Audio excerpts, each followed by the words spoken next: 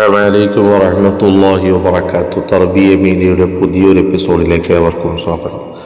നമുക്കറിയാം, മുഹറം മാസം ഇന്നത്തോടുകൂടി വിട പറയുകയാണ്. നാളെ നമ്മളിലേക്ക് കടന്നു വരുന്നത് ഇസ്ലാമിക് കലണ്ടറിലെ രണ്ടാമത്തെ മാസം സഫർ മാസമാണല്ലോ. ഈ സഫർ മാസത്തിൽ ജനങ്ങൾക്കിടയിൽ നിലനിൽക്കുന്ന ഒരുപാട് അന്ധവിശ്വാസങ്ങളുണ്ട്.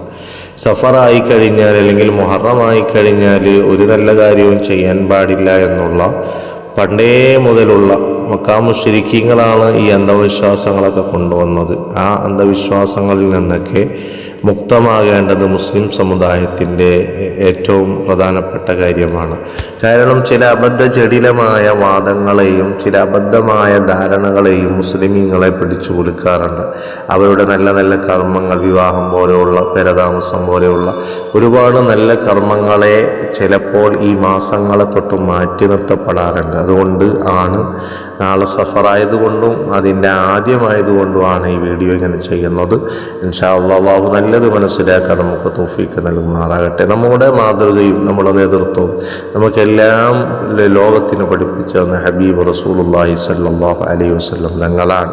ആ നബി തങ്ങളെ നമ്മൾ പിൻപറ്റുകയും അവിടുന്ന് കാണിച്ചു തന്ന ഈ പാതയെ നമ്മൾ പുൽകുകയും ചെയ്യുക എന്നുള്ളതാണ് വിശ്വാസിയെ സംബന്ധിച്ചിടത്തോളം ഏറ്റവും വലിയ കാര്യം.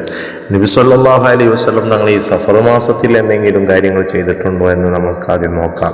ഹിജറ 2-ാം വർഷം നബി സ്വല്ലല്ലാഹു അലൈഹി വസല്ലം തങ്ങൾ തൻ്റെ ഏറ്റവും ആദ്യത്തെ വിവാഹം തന്നെ നടത്തിയത് സഫർ മാസം. നബി സല്ലല്ലാഹു അലൈഹി വസല്ലം തങ്ങൾ ആദ്യ വിവാഹം നടത്തിയത് സഫർ മാസത്തിലായിരുന്നു എന്ന ചരിത്രങ്ങൾ നമുക്ക് കാണാം. അതുപോലെ തന്നെ ആ വിവാഹം എന്ന് പറയുന്നത് ഖദീജ ബീവി റളിയല്ലാഹു അൻഹയെ നബി തങ്ങൾ വിവാഹം ചെയ്തതാണ്.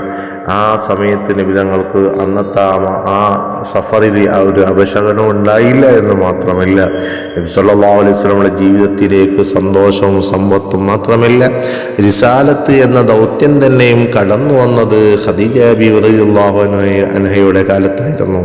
ആ വിവാഹം 25 വർഷം ദാമ്പത്യ ജീവിതം നീണ്ടു നിന്നു എന്ന് നമുക്ക് ചരിത്രത്തിൽ കാണാം. അതുകൊണ്ട് നബി സല്ലല്ലാഹു അലൈഹി വസല്ലം തങ്ങൾ ആ വർഷം അല്ലെങ്കിൽ ആ മാസം എന്ത് ചെയ്തില്ല, അപശകുനമായി കണ്ടില്ല എന്നാണ് നമ്മൾ മനസ്സിലാക്കേണ്ടത്. അതുപോലെ ഹിജറ 2-ാം വർഷം സഫറിലായിരുന്നു നബി സല്ലല്ലാഹു അലൈഹി വസല്ലം തങ്ങളുടെ ഏറ്റവും പ്രിയപ്പെട്ട മകൾ, കരളിൻ്റെ കഷ്ണമായ മഹ്ദിയായ ഫാത്തിമ ബീവി റളിയല്ലാഹു അൻഹയെ അലി റളിയല്ലാഹു അൻഹു അല്ലാഹുവിൻ്റെ റസൂൽ വിവാഹം ചെയ്തു കൊടുത്തത് എന്ന് ഹാഫിദ് ഇബ്നു കസീർ അവിടുത്തെ താരീഖിൽ പറയുന്നത് കാണാം. ഇത് മറ്റൊരു തെളിവായിട്ട് നമുക്ക് പിടിക്കാവുന്നതാണ്. കാരണം നബി സല്ലല്ലാഹു അലൈഹി വസല്ലമയുമായി ഏറ്റവും ഹൃദയപരമായി ബന്ധമുള്ള മകളായിരുന്നല്ലോ ഫാത്തിമ ബീവി. അവിടെയുള്ള ഒരുപാട് ആളുകൾ ഫാത്തിമ ബീവിയെ ആഗ്രഹിച്ചിട്ടും ഒരുപാട് സമ്പന്നന്മാർ ആഗ്രഹിച്ചിട്ടും അലി ഇബ്നു അബീ ത്വാലിബ് റളിയല്ലാഹു അൻഹുയിലുള്ള തഖ്വയിൽ അധിഷ്ഠിതമായൊരു ജീവിതമാണ് നബി സല്ലല്ലാഹു അലൈഹി വസല്ലം തങ്ങൾ ഫാത്തിമ ബീവിക്ക് സമ്മാനിച്ചത്. അതൊരു സഫർ മാസത്തിലായിരുന്നു. ആ മാസം അതുകൊണ്ട് അപശകുനമല്ല എന്ന് നമുക്ക് ഈ ചരിത്രത്തിലൂടെ, ഈ വിവാഹത്തിലൂടെ പഠിപ്പിച്ചു തരുകയാണ്. നബി സല്ലല്ലാഹു അലൈഹി വസല്ലം ഒരു സമ്മർദ്ദത്തിൻ്റെയും മുമ്പിലായിരുന്നില്ല. വിജയകരമായ വിവാഹങ്ങൾ മാത്രമല്ല, യുദ്ധവിജയങ്ങളും ഈ മാസത്തിൽ നബി സല്ലല്ലാഹു അലൈഹി വസല്ലം തങ്ങളും അനുയായികളെയും തേടിയെത്തിയിട്ടുണ്ട്. മദീനയിലെത്തിയ നബി സല്ലല്ലാഹു അലൈഹി വസല്ലമയുടെ ആദ്യ സൈനിക നീക്കം തന്നെ അബവായിലേക്കായിരുന്നു. അതൊരു സഫറിലായിരുന്നു എന്ന് ചരിത്രങ്ങളിൽ കാണാം. നബി സല്ലല്ലാഹു അലൈഹി വസല്ലമയുടെ ഹിജറയുടെ പുറപ്പാട് തന്നെ സഫറിലായിരുന്നല്ലോ. ഹിജറ 7-ാം വർഷം ജൂതന്മാരുമായുള്ള യുദ്ധത്തിൽ ഖൈബറിൽ നബി സല്ലല്ലാഹു അലൈഹി വസല്ലമയും സൈന്യവും വിജയം നേടിയതും സഫറിൽ തന്നെയായിരുന്നു. നബി സല്ലല്ലാഹു അലൈഹി വസല്ലമയുടെ ജീവിതത്തിലെ ഏറ്റവും ഒടുവിലത്തെ സൈനിക നീക്കം റോമിനെതിരെയുള്ളതായിരുന്നു. ഉസാമ ബിൻ സെയ്ദ് റളിയല്ലാഹു അൻഹുവിൻ്റെ നേതൃത്വത്തിലുള്ള ഈ ഒരു പുറപ്പാട് അത് സഫറിലായിരുന്നു എന്ന് ചരിത്രത്തിൽ കാണാം. ഹിജറ 11-ാം വർഷത്തിൽ നബി സല്ലല്ലാഹു അലൈഹി വസല്ലമയുടെ അസുഖവും തുടർന്ന് വഫാത്തും കാരണം യാത്ര നീണ്ടുവെങ്കിലും ഇത്തരം ഒരു ദൗത്യം ഏൽപ്പിക്കുമ്പോൾ അത് സഫറിലാണല്ലോ എന്ന് നോക്കുകയുണ്ടായില്ല.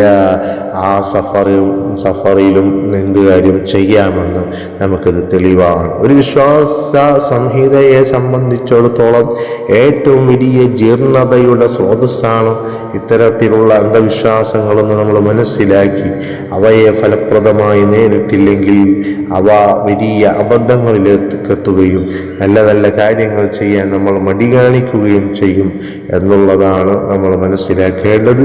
അതുപോലെ തന്നെ അറബികൾക്കിടയിൽ ഒരു അന്ധവിശ്വാസമുണ്ടായിരുന്നു.